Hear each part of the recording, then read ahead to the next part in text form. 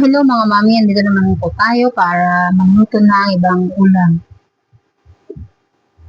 Kung gusto niyo po makatipid, pumunta lamang po kayo dito sa Tipid Recipe.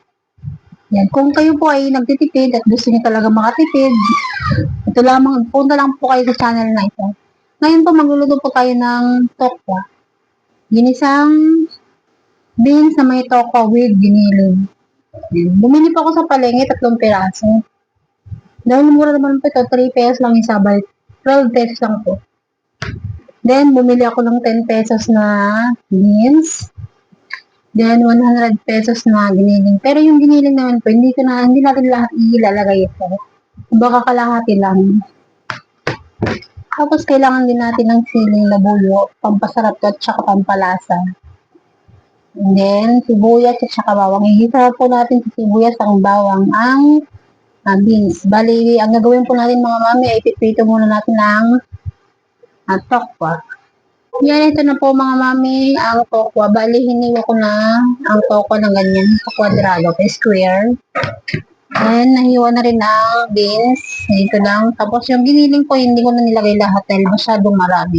Ngayon naman po ating igigisa ang ating winiling beans. Cook muna natin ang ating nilulutong tokwa bago natin igisa. Bali mga mami, half cook lang ang gagawin natin din bago natin igisa ang ating tokwa. Pag ito half cook na pa yung tokwa, ating hahanguin para igisa naman natin yung beans. Isama ko ng ginisa ang sibuyas at bawang.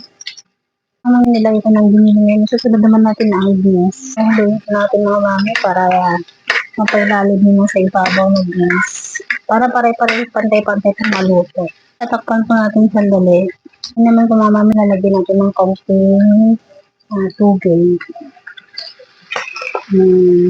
Natin ng pamintang pino. Lalagay na natin ng asin, MSG, o betchin. Ano po natin ng siling labuyo para habang naluluto yung beans ay lumalasa yung anghang. Po mga mami, kumukulo na siya. Ngayon naman po, ititikman na po natin kung ano po yung lasa. Sarap. Tama lang sa timpla. Katapos ko dahil kumulo ng mga mami, ay lalagyan na po natin ang tokwa. Ang mami dahil lang mga aking mga anak ay hindi sila makaulam. Yan. But kasya na po sa amin to kasi 4 lang po kami, kasya na po.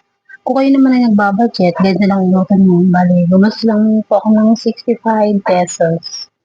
Ngayon mga mami, luto na po ang ating ginisang beans na may tokwa at giniling. Thank you for watching.